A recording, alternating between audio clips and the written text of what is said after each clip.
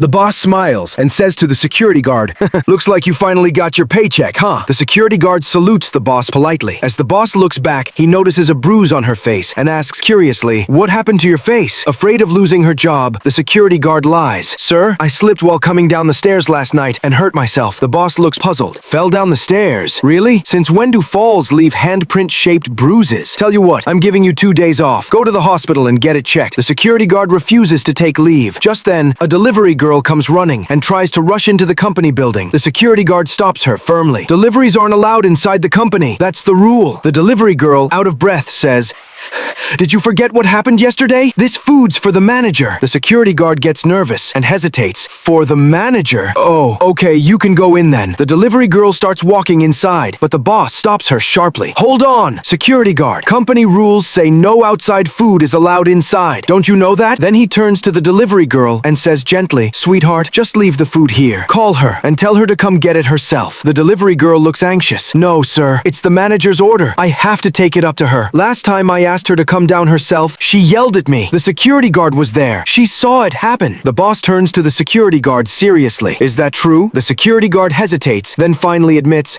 "Sir, I'll tell you the truth. Yesterday, when I didn't let her take the food upstairs, she slapped me and pushed me to the ground. She says she's your girlfriend. That's why no one dares to say anything to her." The boss turns to the delivery girl. "All right, leave the food here. Call her and tell her to come down and get it herself. And give me your delivery uniform." The delivery girl nervously takes out her phone, calls the manager, and puts it on speaker so the boss can hear the manager yelling. The delivery girl says, "Ma'am, your food's downstairs. Could you come get it, please?" A few minutes later, the manager storms in angrily. "Who the hell stopped you from coming inside?" The boss glances at the security guard. The manager assumes it must have been her. She shouts, "So it's you again? The same security guard from yesterday, huh? Didn't you get slapped enough then? Want another one?" She raises her hand to hit her again, but the boss steps in angrily. "Why are you hitting people?" The manager snaps back. "Do you even know who I am? The company's boss is my boyfriend." The boss smiles slightly.